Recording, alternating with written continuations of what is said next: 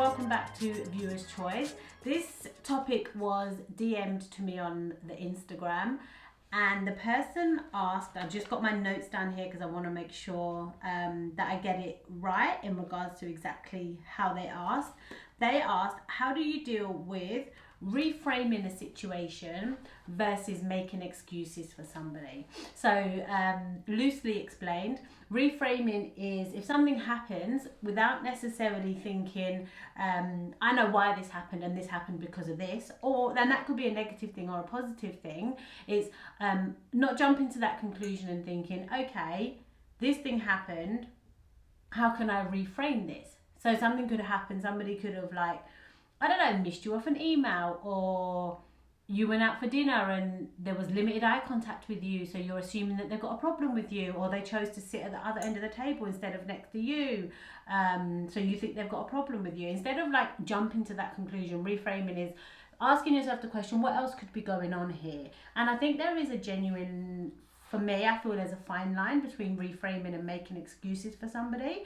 Both of my kids do gymnastics. They've both competed for like Saffron. My daughter competed in the UK on a London and England basis, and my son has done some stuff in Australia. The way how they mark gymnastics, everybody starts with a 10. When you make a mistake, they take a point, take a point, take a point. So I always treat people with that like that. Everybody starts off at a 10, and then when you show me who you are, maybe your grade will change. Maybe that's what will happen, but maybe it won't change, right? So I think I always assume that people are kind and that they're coming in with the right approach, and that they're genuinely not meaning anything negative by it. That's kind of where I always start. But I do realise that there were some flaws in that approach, because it can leave me vulnerable to people violating without me realising. But as my beautiful sister-in-law says, if you have a problem with me and you don't tell me, that's your problem, that's not my problem, because you didn't tell me, right? So I think sometimes ignorance is bliss, and that's how I kind of take it.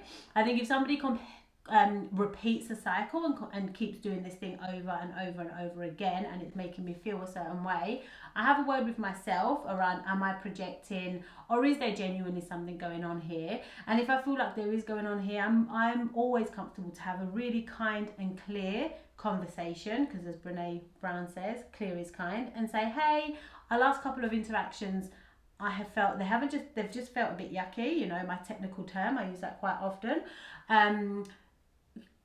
Like, are we okay? Can we unpick that a little bit? Am I like, and just open that conversation. For the most part, my experience of using that method has been people have said, oh my God, like, I'm so sorry. No, there's nothing going on. I'm just super busy. And they've just been almost like mortified.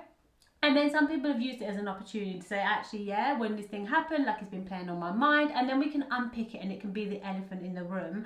I'm always kind, I'm always courteous when I have those conversations, because I may also, I need to be aware if I've made somebody feel a kind of way, then I've made somebody feel a kind of way. So I need to take responsibility and accountability for that. So I suppose my advice would be, broach it in a way where you just assume the person, obviously as long as they're not like completely violating, like there's a level here, right? If we're talking about like abuse or hitting you, or like, you know, we're taking those extremes off the table, and it's just like behavior shifts and behavior changes, I'll just have a conversation with the person and say, hey, I've just felt like our last couple of interactions have just been a bit flat, or a bit, if you want to use my technical term, feel free to borrow that, feels a bit yucky. And it just initiates a conversation with somebody, and just kill them with kindness. If all else fails, kill them with kindness, friend.